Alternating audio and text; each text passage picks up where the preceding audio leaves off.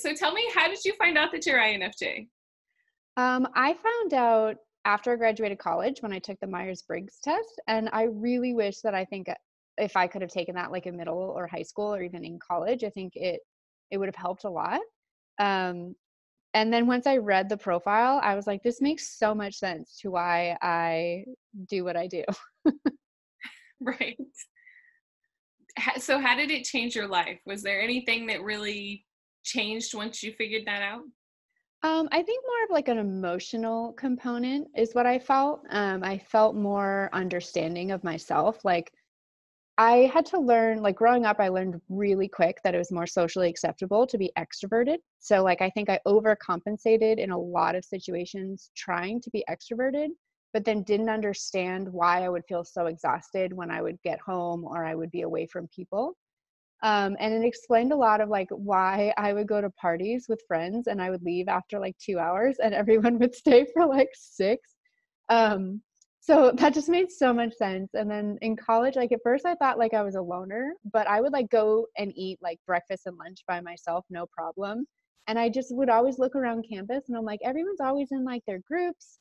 Is like, am I just not cool enough? Like, am I just, not social enough? And then I just could never I was never meant to be like in a huge group. Like I actually found them very overwhelming. So that's why I would leave a party after an hour or two.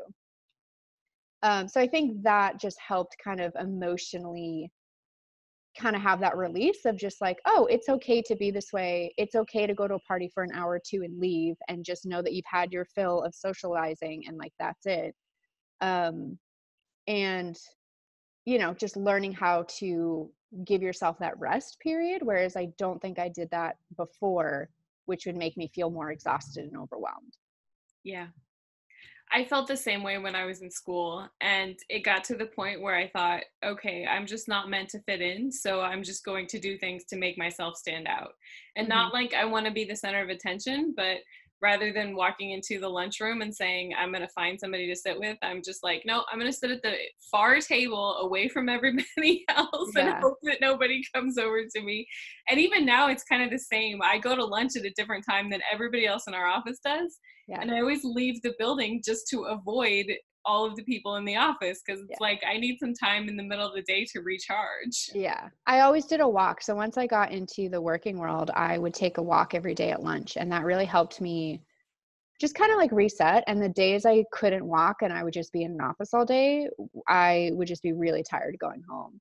Um, but I was always sociable. So like I at least teaching myself how to be extroverted and like connect with people. I always was better on like a smaller scale of friends, like a small group of friends versus like a huge one.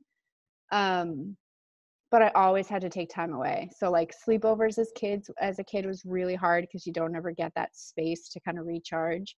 Right. Um, and then just even now, so like I teach a concept in women's health called cycle syncing, where you pair your like food and your lifestyle and your social calendar, your work activities to where you are in your cycle.